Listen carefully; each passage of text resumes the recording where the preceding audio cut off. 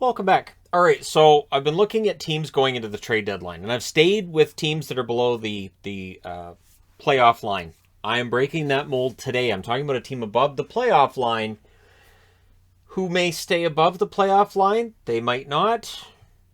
What should the Anaheim Ducks do? According to Cap Friendly, their deadline cap space currently, with guys on IR and everything, $55 million plus.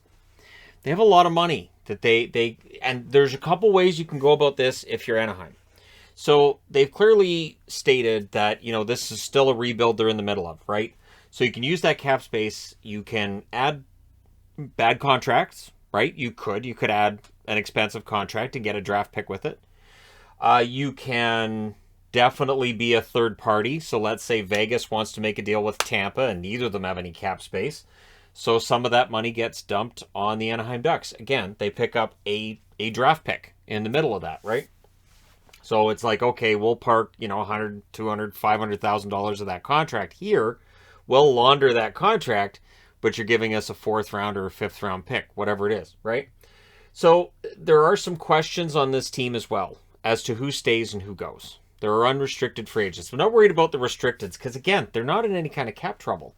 So I don't need to go into Anaheim's roster and pick everything apart like I've done with some teams with this because they don't have any problems with cap right now. Once Zegras' contract is up, that kid's going to be expensive, but that's the bridge they cross later, right? They don't have to worry about that right now.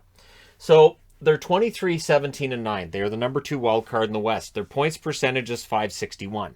And that's a number that you should keep track of because there's been so many games in hand around, and of course over the next few weeks that'll change. Now, Dallas is beneath them in the standings, but they have a .565 points percentage. Edmonton, also beneath them, .567 points percentage. Winnipeg has a .533 and San Jose has a .522. Those are the most likely to catch them. For Anaheim, it's been a little bit more of a tough go. So, at the deadline, do you pick somebody up? So if you are the general manager of this team, right, and you're looking at the power play, 25.4%, the penalty kill, 83.7%, your special teams have been very good. 5-on-5 play, you could see some improvement. Now, if you want to improve the 5-on-5 play, you add some depth. You have all the money in the world, basically, for this season. You could bring in a guy on an expiring contract. You could maybe make a hockey trade as well. But one thing I don't think they'll be doing is moving any prospects of any of any importance. And so I think Perreault, McTavish, Dostal, these are untouchables. Zellweger probably as well. That's why they're on the board. They're the most likely not to be included in any kind of a deal. I don't think Tracy would either. I really can't see them deciding at the deadline, you know what, we're in a playoff spot, let's go for it. There are other GMs that might. I don't think that we're at that point right now with the Ducks. I think Pat Verbeek is going to go about this the right manner. So does that mean selling at the deadline? And again, you can sell at the deadline without giving up.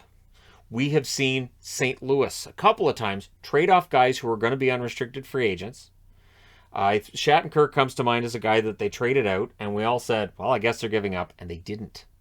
They didn't give up by making that move, and it didn't negatively impact the team. So it's possible that if the Ducks do this right, they could trade out an expiring contract, get back draft picks, right?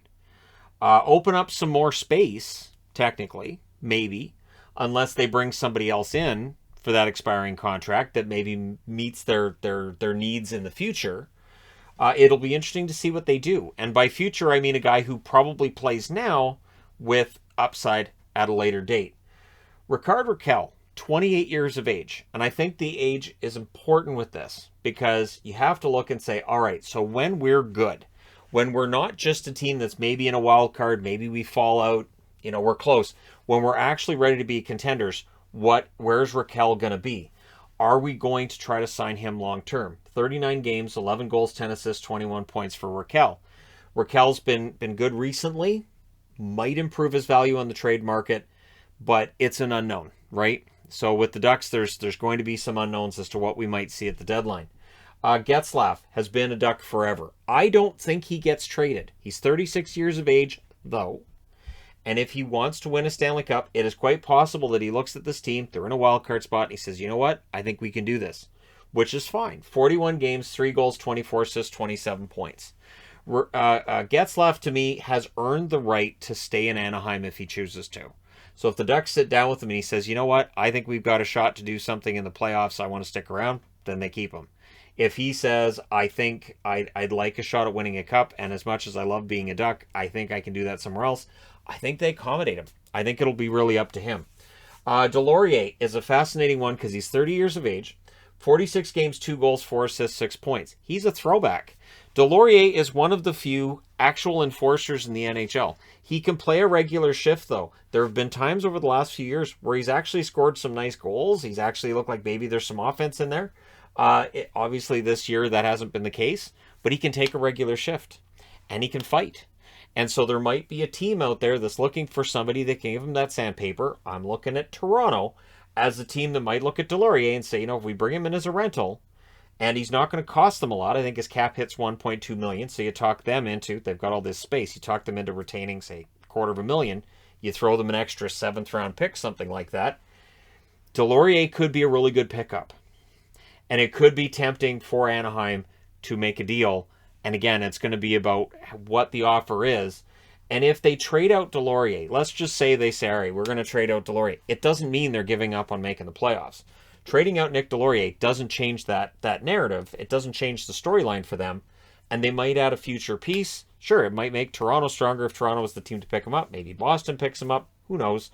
But it's that balancing act you're looking for here. Buddy Robinson, 30 years of age. He's just played the 22 games, 1 goal, 3 assists. As a fourth liner, as a guy who might be a fill-in, probably gets moved. Again, it all depends on how they approach this, right? Sam Carrick has actually had a really good year. He's 30 years of age, though. 36 games, 9 goals, 4 assists, 13 points. Maybe they sit down with Carrick before the deadline and they see where he's at, whether or not he wants to stick around. But again, players that are 30 years of age, where are they going to be at when the Ducks are ready to contend? Can you turn those 30-year-old players into an asset that's maybe 22 and turn them into an asset that might be a good draft pick, that kind of thing, and you know, see what you can do with the future. Lindholm is going to be fascinating too. UFA this coming summer, 47 games, 5 goals, 14 assists, 19 points. I don't think Anaheim moves Lindholm. But if Anaheim said, you know what, he's on an expiring contract, we'll listen to offers, I'll say half the GMs in the league would at least call. And you might get some really serious offers. And that's that balancing act, right? So right now, this team's in a playoff spot. And you don't want to end up out of a playoff spot. You don't want to trade Lindholm, win one of your next 10 games, and have fans saying, wow, we might have had a shot at winning and getting into the playoffs, but we traded out Lindholm and it just sunk the defense. So it will be interesting to see what they do. I would think at this point, I would guess that they hold on to him through the deadline, but he would be a very attractive target for a team that's in a playoff spot that needs to upgrade their top 4, and you might even be able to get somebody else back, right?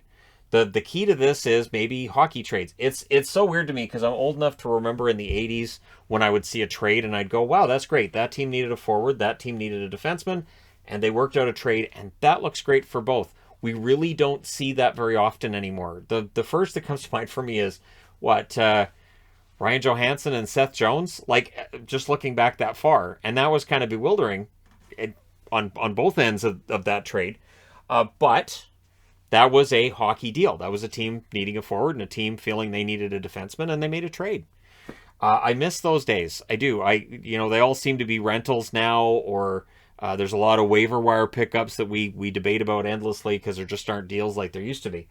Greg Patterin just played the 8 games this year, 1 goal, 1 assist, 2 points. He's 31 years of age. Again, I would think that if he's available, you might get a call at the deadline. We always see players get moved at the deadline that during the year there may not have been much interest in, but once we get to deadline, teams look and they go, okay, that's a veteran defenseman. We could bring him in. He could be our number 7. If something happens, we know he can take a regular shift, right? Josh Manson.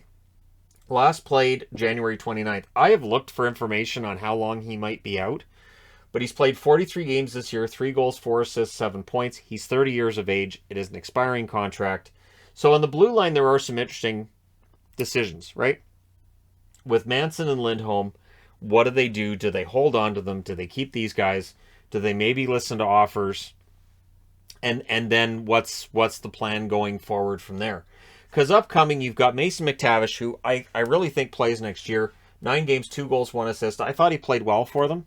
And so he's likely going to be playing a lot for them next year. I don't even have Steele on the board. Jones is an interesting one, too, because Jones obviously sidelined with injuries for a lot of this year. It feels like of all of the young players in their lineup, Jones might be the one that's most likely to be available in a trade. And of course, Troy Terry has had a fantastic year, and Terry so far looks like he has finally arrived as a star in the NHL, a really good goal scorer, right? Jacob Perreault, just the 1 game for him, but a former first-round pick. He will get the opportunity to play for this team next year. And Dostal, 1-1 record, .929 save percentage, looked very good. So it also adds Gibson's going to be this team's goaltender. You would think for a while. Every now and then we see a report that Gibson doesn't want to lose, which I'm not sure why that's news when that happens. You ask a player, how do you feel? And they're like, well, I'd like a chance to win. And people go, wow, he wants a chance to win. Those are fighting words.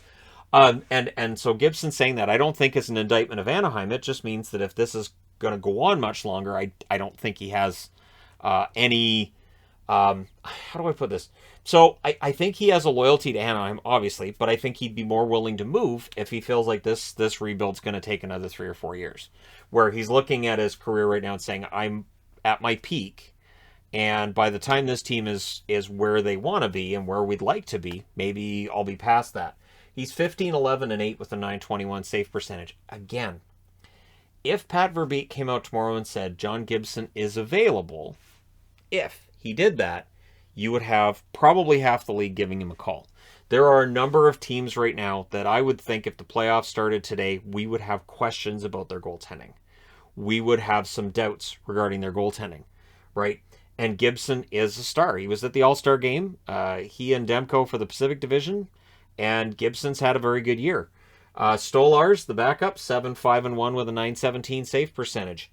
Do you look at maybe moving Stolarz and bring up Dostal for the rest of the year as the backup? Dostal is going to be their starter at some point. At least I think that's the plan. And so when do you pull the trigger? Does Stolarz have value? Because again, the goaltending market in the NHL, I think is probably going to end up being a little better than usual, because there are a lot of teams right now that have question marks. And so Anaheim, with strong goaltending, could help another team out that has those question marks. So their upcoming schedule, keeping in mind that they have this tenuous hold right now on that wild card spot. They're at Calgary, they're at Edmonton, so they go right in against a team that they're fighting for that wild card spot. The Calgary Flames are a team they're chasing that's above them in their division. Then they're at Vancouver. Vancouver's desperately trying to get onto this board.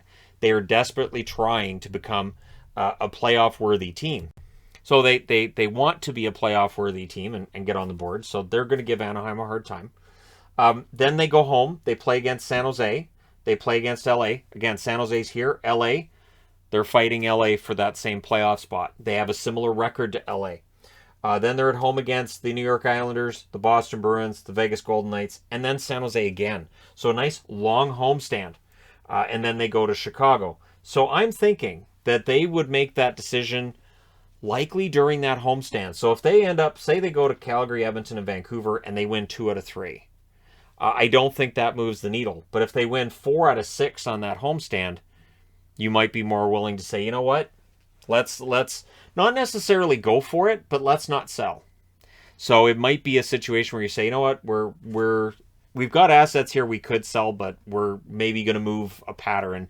Maybe we're going to take a call on a Buddy Robertson or Robinson, I should say, or a Delorier, and that's it. We're not going to mess with any of the other guys. Manson, Lindholm, Raquel, Getzlaf are not on the market because we feel like we're in a good position. So those next 10 games are going to tell us a lot about where the Anaheim Ducks are at. If you look at their record, 2016-2017, when they were upset in the second round by Nashville, who were on their way to the final, they were 46-23-13. 2017-2018, they lost in the first round against San Jose. They were 44-25-13. Then they fall off the map. They were 35, 37, and 10. No playoffs in 2018, 2019, 2019, 2020. 29, 33, and 9. 2020, 2021, they were 17, 30, and 9. So it just felt like it kept getting worse. This year, the 23, 17, and 9 record is well above what was expected. They've won more games than they did last year. They're only 6 wins away from what they had 2 seasons ago. So they're kind of ahead of the curve. But it feels like management understands they are ahead of the curve, and maybe now is not the time to say, you know what, we've got all this cap space, let's go out and get a bunch of assets at the deadline if we have to, and we have to mortgage some of the future. It doesn't feel like they're in that position. So I will be very interested to watch what the Ducks do, because there are a few ways they can go with this. And I would think the smartest move, personally, just myself, and I've never said I'm an expert with hockey. I always see those comments like, oh, you think you're an expert. I've never said I'm an expert at hockey. I turn the camera on and talk to it.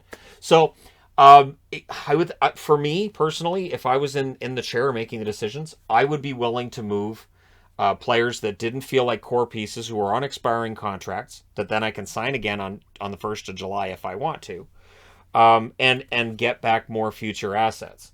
There's some really good prospects coming up, and there's some good young players in this lineup. This could be a very fun, exciting team to watch as soon as next year. And this could be a team that I think, contender might be thrown at them, say 2 years down the road, right? But it's all about the long game, and I do think that's where they're at right now, is still in the middle of that. So it's been a fun season so far for the Anaheim Ducks. So 2 questions I have for Ducks fans, just people in general watching this video. A, what do you do at the deadline? Do you sell? Do you hold and just say we're gonna leave it as it is? Or do you go out and say, you know what, we've got all this cap space we could buy at the deadline? What do you do? And then the other question is a really simple one. With the percentages being as they are, but Dallas is not, I mean, they've been on a hot streak. They go through cold streaks. Relying on them to make the playoffs can be precarious. And with Edmonton, things are kind of up in the air there too. It is possible that the Ducks end up holding onto a playoff spot, but do you think they do? Or do you think they're trending in one direction and one of the teams below them is going to come up and knock them out of that spot? Let me know what you guys think in the comments section below as always. Don't forget to hit like and subscribe if you're browsing your way through, you just happened upon this video. Thank you guys so much for watching, for all your support. I will talk to you again soon.